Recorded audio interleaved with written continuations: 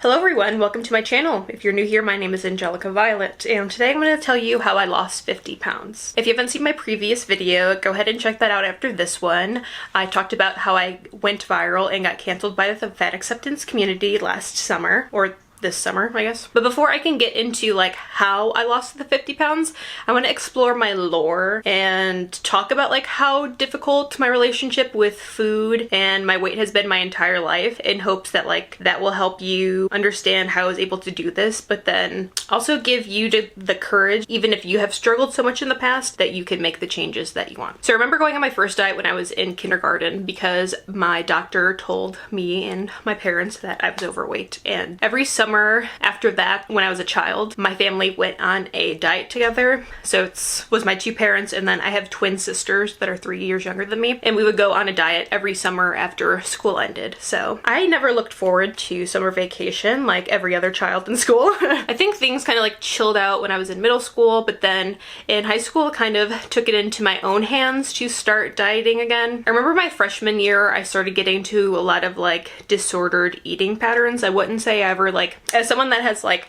been in the mental health field and has a degree in psychology, I don't think I have ever hit enough symptoms to like get a diagnosis of an ED, but I've definitely like struggled. I remember being on Tumblr like when I was like a freshman in high school, and of course back then it was like all about the thigh gaps. I remember like literally only eating like 500 calories in a day. I mean, that only like lasted for about a week or so, because obviously that's not sustainable. And I remember like my sophomore year, I remember like being a little bit chubbier and starting to like get obsessed with MyFitnessPal. One of my best friends got her license early, and we would always like go to Panera and get a bread bowl with broccoli cheddar soup, and I would log that in MyFitnessPal, and it would be like 1,200 calories, and it'd freak me out. Right after I graduated high school in 2015, I had an outbreak of an autoimmune disorder called HSP vasculitis, and I was on steroids and opioids for a period of time, and I gained a lot of weight. I remember like getting stretch marks all in my arms. This is before I was tattooed, and I even got stretch marks like in between my thighs. Like I just gained so much weight in a short period of time, and it was just like literally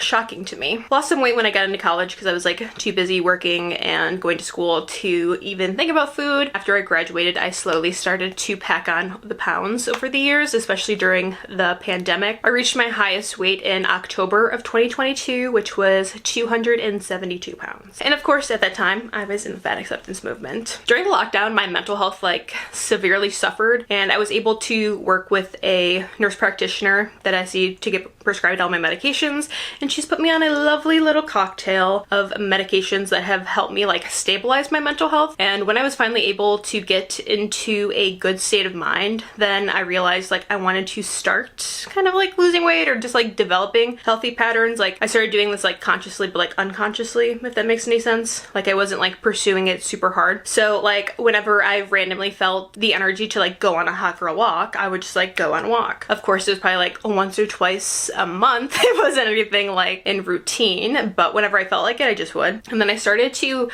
prioritize eating more protein. I remember like being locked at home and eating boxes of pasta by myself.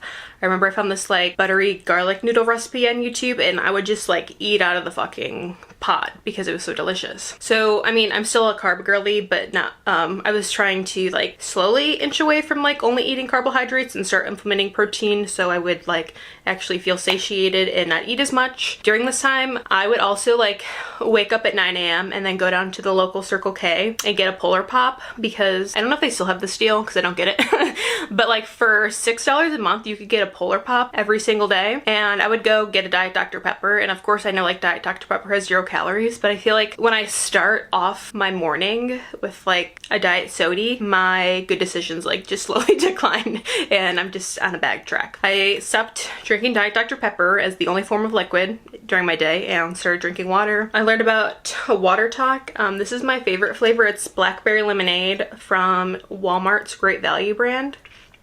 Crystal Light has like a squeeze bottle of this, but I'm not good with the squeeze. I just do the powder because I don't know how to like gauge the squeezy liquid, if that makes any sense. So at the end of April this year, I went and established care with a primary care physician because I've been in this town for 6 years and have never established one. Your girl is reaching 30 and I just need a doctor, okay? I mean, there's nothing wrong with me. I just need like a primary care doctor, okay? Isn't that what like adults do? And I remember I got on the scale and it said that I was too 248 and I was feeling like a skinny mini because I basically lost like 20 something pounds on my own. In that moment, I wanted to continue to take my weight loss seriously. So then I started tracking my calories with MyFitnessPal, and then I started to establish some sort of like exercise routine. So now I eat in a calorie deficit, and according to the different like coaches, nutritionists, dietitians I follow online, to find out how to be in a calorie deficit, it is your goal weight times 12. So right now I weigh 218 pounds and my next like goal is 200. I'm trying to do like smaller goals instead of like one humongous goal. So let's do the math.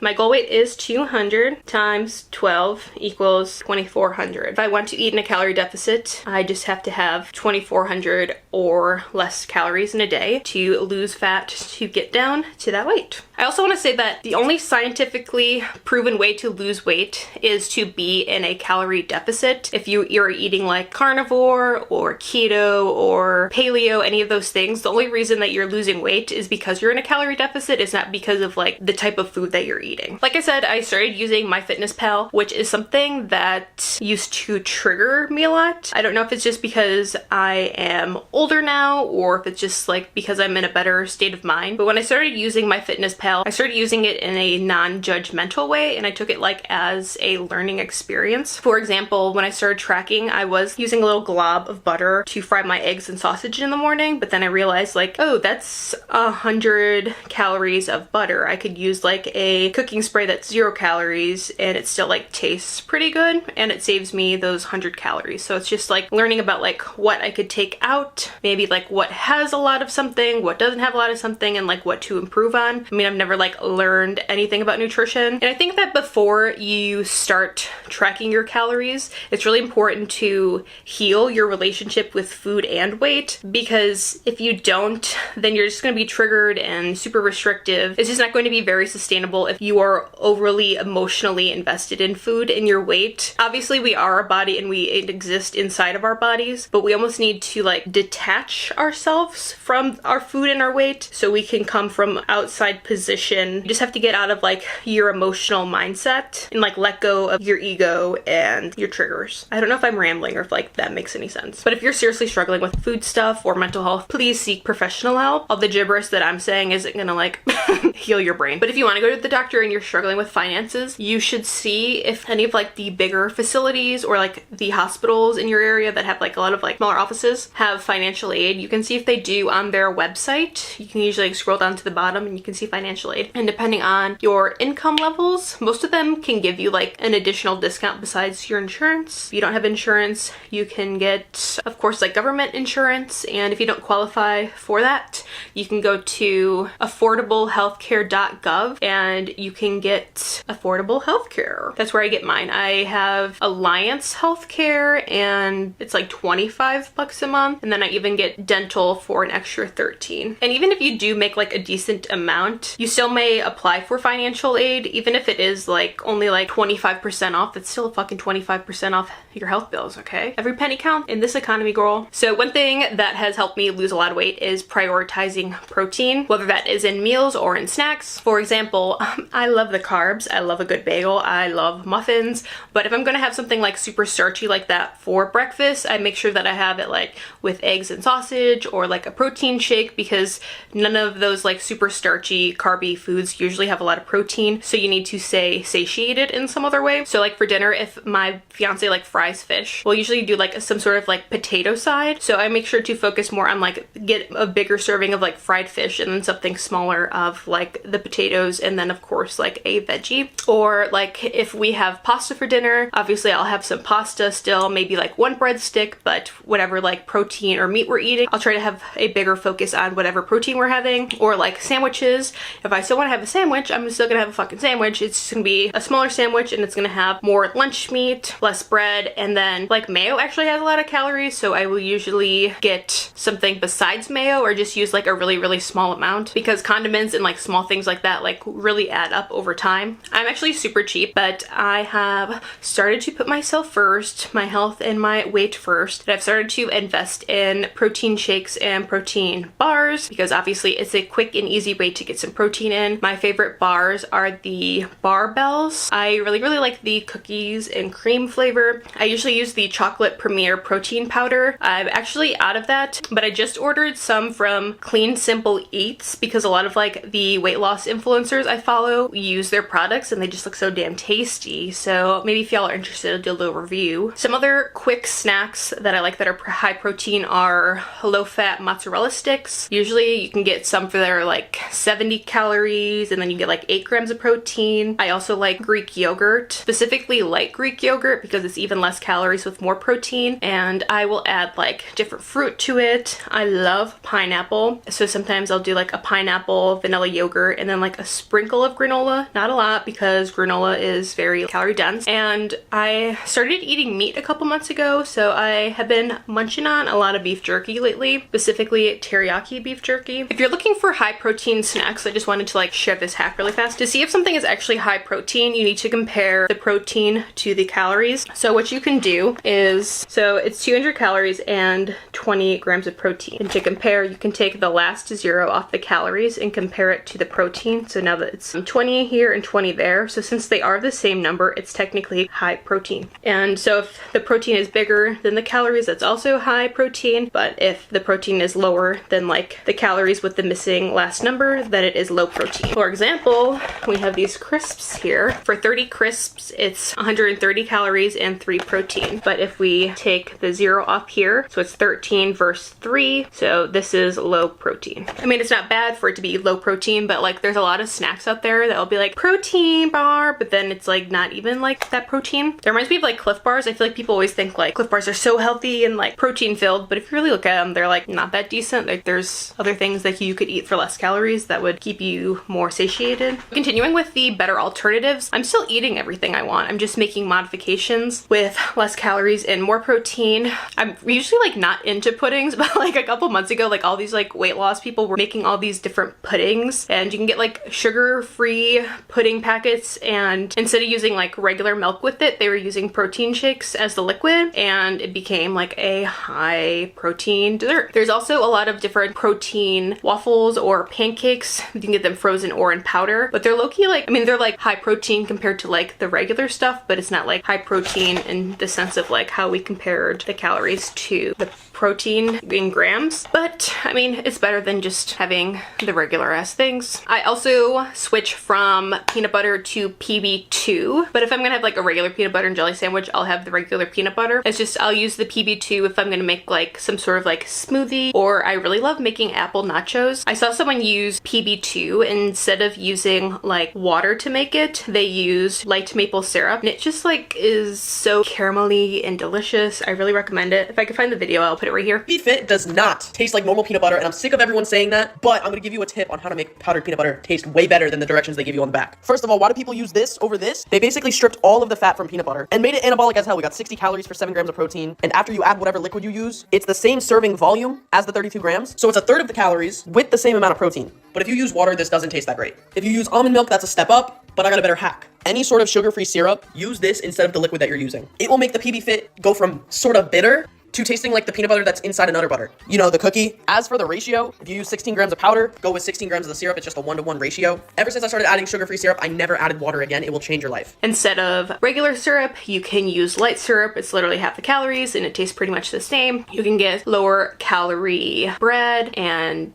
tortillas, bagels too. There are a lot of different condiment options that you could switch for, like sugar-free barbecue sauce. There's like a light ranch that I use. Instead of using regular sour cream, you can use plain Greek yogurt. It literally tastes almost exactly the same. Even though I'm frugal and this literally kills me, I do drink Fairlife milk. And if you have Kroger, they have like a knockoff brand called like Carb Master that's like pretty equivalent to it. So it's less calories, less fat, depending on like which one you grab, and then more protein. You just gotta add in more protein like wherever you can. Just like sneak it in so you can feel fuller for longer. But if you're gonna get into calorie counting, then I urge you to like compare some of the diet foods to like the the regular foods. Like I remember I was checking out these like Skinny Cow ice creams, and I looked and the regular ice cream sandwiches were like less calories, so then I just bought like the regular ass ice cream sandwiches because it's the real thing and it will taste better. I've learned a lot of this information because of different content creators I follow. One of my favorites is Smaller Sam PCOS. She does like a lot of what I eat in a day videos, but also she gets a lot of fast food and she'll show you like lower calorie options, which is really cool because we all love fast food, right? Another one I like is Jenna Gastrobesti. She does like a lot of like protein coffee things. I don't even drink coffee, but like I watch all of her videos. I like the Nutrition Narc. He is really educational. Beth Weight Loss. I'm gonna show one of her videos later. And then there's this one lady, I think it's Trained by Sam. She does a lot of different recipe videos. There's one other girl, she has curly hair. She does a lot of like recipes. She has a cookbook too. Of course, I'll put them right here and then down below. Besides the food,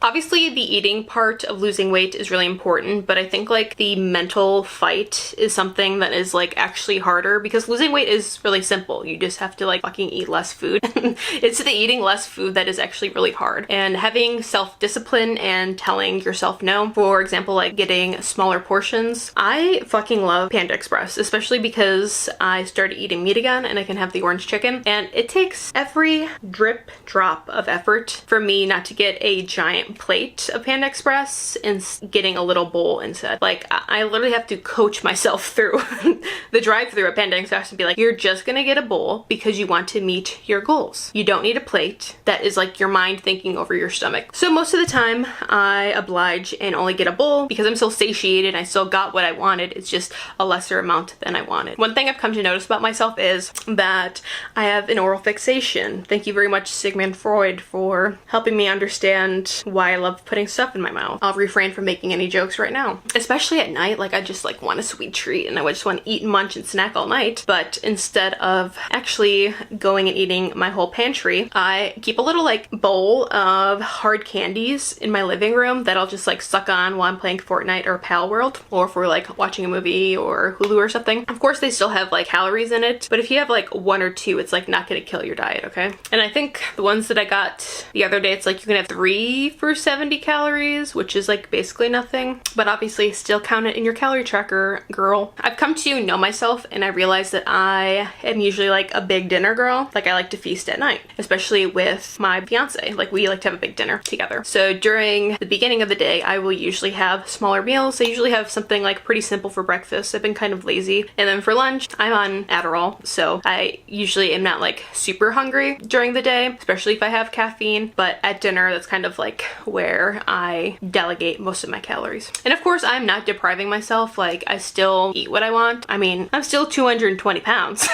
If I was really starving myself, I'd be a lot smaller now. For example, I was super into Take 5s a couple months ago. So I got like a big bag of them and I would just let myself have one a day. That was my sweet treat. Like it was like bigger than like a snack size. It was like that size. And one of them was like 100 calories. So if I wanted a little sweet treat, then I would just have one of those. Maybe my past self would wanted to binge and eat like fucking 10 of them, but I've gotten into like a place in a good state of mind where I could just like have one and it be enough. I can stop myself from going and eating the whole bag. Exercise. Depending on what's going on, I will try to exercise 3 to 5 days out of the week. I really love walking outside, putting on a podcast, chugging a sugar-free Red Bull, and just like walking for an hour is like my favorite thing to do, especially like right now in the crispy fall mornings. But if it's like super freezing or if it's rainy outside or I just didn't feel like going for a walk, I have my walking pad that I bought off TikTok shop. I actually have a standing desk, so a lot of the times I will do some work shit and walk on my walking pad. It's super easy to get like 10,000 steps in when you have the walking pad. After I walk my dog 4 times a day and then like I walk for an hour, I'm well over 10,000 steps. I've even started using my walking pad while playing video games, and believe me, it's just as hard as it seems. Like it literally takes 200% of my brain